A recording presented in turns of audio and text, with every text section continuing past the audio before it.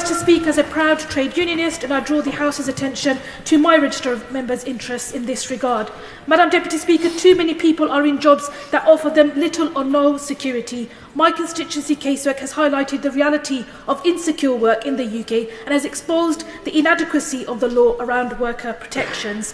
The rise of in-work poverty and workplace precarity, zero-hours contracts, bogus self-employment and contracting out puts workers at risk. We know that Black, Asian and minority ethnic and women workers continue to face the disproportionate burden of working in insecure jobs with fewer rights at work and ongoing pay gaps.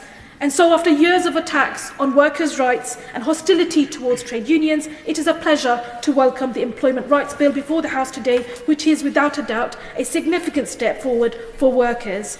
I'm particularly pleased to see the doing away with the ballot thresholds of the Trade Union Act 2016 and the repeal of the Minimum Service Levels Act, which the trade unions have criticised as being undemocratic, unworkable and illegal. Indeed, I've long been concerned that current laws are already restricting the rights of workers to join and participate in trade unions and may breach international labour standards. I know that many of us would have liked to have seen the bill completely end fire and rehire and zero-hour contracts once and for all. I also understand that some unions are concerned about the rules allowing workers to have access to trade unions and argue that the single best way to ensure that work pays more fairly is by expanding collective bargaining. And I remain committed to strengthening trade union rights across the board.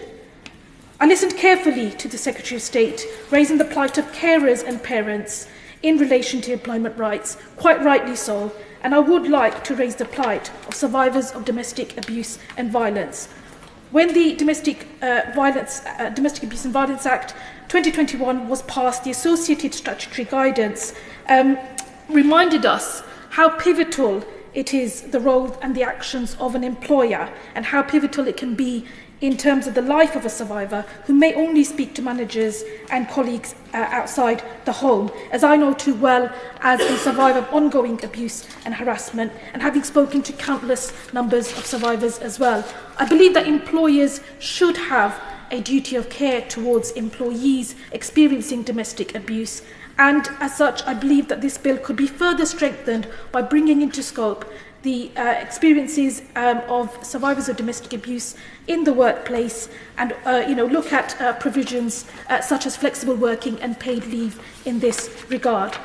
Madam Deputy Speaker, I believe that a thriving and just economy cannot be created without full involvement and empowerment of the workforce, and the bill before the House today is an opportunity to lay the groundwork for a future in which workers are able to defend their pay, dignity and working conditions. Thank you.